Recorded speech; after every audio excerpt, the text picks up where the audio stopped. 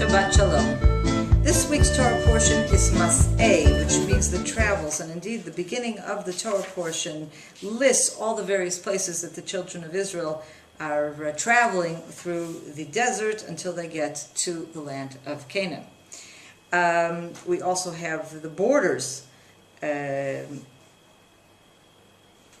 have the borders of the land set forth as well. So there's a lot of geography in this Torah portion. In chapter 36, we have a discussion of actually part 2 of the situation of the daughters of Tzlafchad. If you recall, a few weeks ago, we read in the portion of Pinchas, towards the end of that portion, that the daughters of Tzlafchad, there are 5 women whose father had passed away and who had no sons. And now in these chapters where we're dealing a great deal about apportioning the land and the inheritance of the land and dividing it up between the various tribes and then the families within those tribes, the inheritance goes to the men. And it is through the men in the family that the land is passed and kept within the tribe.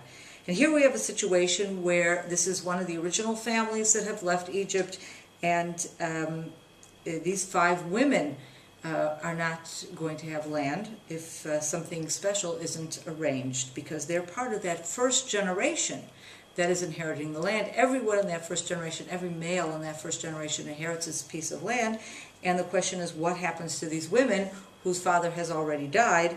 And of course the determination is made that they will inherit, that women in their own right will inherit the land that would have initially been apportioned to their father. They will actually become heirs of that land. And as a result of this determination, this we see again a few weeks ago, as a result of this determination, a new law is made. Moses himself doesn't know how to handle this. He has to go before God and ask him, well, how do I rule in this sort of situation? And then the ruling is that if in this situation where a man dies and he has no sons, then the daughters will inherit. Now this, of course, was probably a very revolutionary law in this time, at a time when it was definitely a male-dominated society, patriarchal society. What's fascinating, though, and again, going back to chapter 27, how the first verse, how this whole situation is set forth, then approach the daughters of Tzlafchad, the son of Chefer, the son of Gilad, the son of Machir, the son of Menashe, of the families of Menashe, the son of Joseph, and these are the names of his daughters, and it reads the names. And they stood before Moses and before Eleazar the priest and before the princes and all the congregation by the entrance of the appointed tent. These are not shy women.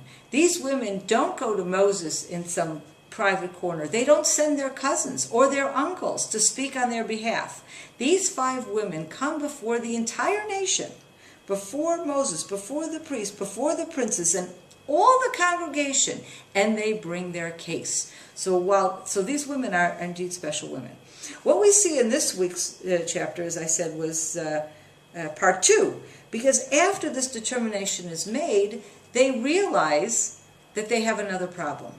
If they themselves are the heirs to this land, there is a risk that if we still have the law that once a woman is married, her territory becomes part of her husband's family. Now, in the case of these women, if they were to marry outside of the tribe of Menashe, then that piece of land that is sitting in the middle of the territory of Menashe is at risk to become part of the territory of another tribe. And as a result of this question, again, a question that no one had thought of earlier. This is a question that comes out of, again, it's a very, very practical question. And as a result of this question, there is not a change of the law, but an instruction to these women, this first generation of women, how they should behave. And the instruction is they can marry whoever they want, but they should marry men within their own tribe. And essentially, they'll be marrying their cousins, their second, third, fourth, fifth cousins.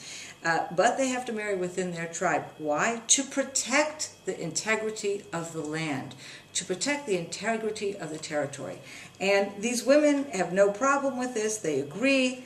And we learn afterwards at the end that they indeed ended up marrying their cousins, and the land remained within the tribe. And this, of course, is how the entire book of Numbers ends, with this particular note. Now, on the one hand, you could say this is a small technicality. Why is it so important? Why do we have to bring chapter 2 to begin with on the story of the daughters of the inheritance? And why is it that this story is the story that concludes this entire book? I think, though, the message here is actually a beautiful one. Living in a patriarchal society, the very daring of these women to come and broach the question, and the revolutionary attitude of God. Of course, God himself probably always had this attitude, but I'm sure the way this attitude is perceived at that time, at a time when only men would inherit and only men would be the owners of land, for women to be able to be the full owners of land. But that law is not going to be changed to the end. In other words, the women still are going to end up with the land passing with them to their husband's family, and therefore, in order to protect the family and the inheritance, the women will marry their cousins. We see here, therefore, that there are priorities. Priorities of keeping the land within the tribe, keeping the land within the family is a very, very important priority. And while the independence and the rights of the women are clearly recognized in the story, there's a limitation on those rights. And the limitation is governed having nothing to do with whether these women are capable or incapable of inheriting land or possessing land. That issue has already been settled. This issue has these women making a certain sacrifice in order to preserve something greater than their own individual needs, in order to preserve the territory of their family and of their tribe.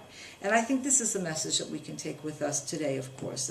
All of us, as individuals, we have needs and we have rights and we have ways that we perceive things should be. And it is very important for us to put forth those rights and stand for those rights. On the other hand, it's always important to keep a sense of perspective. Sometimes our rights need to be compromised to a certain degree in order to preserve the integrity of the whole, the integrity of society, the integrity of the people, and in this case, the integrity of the land. Shabbat Shalom from Samaria.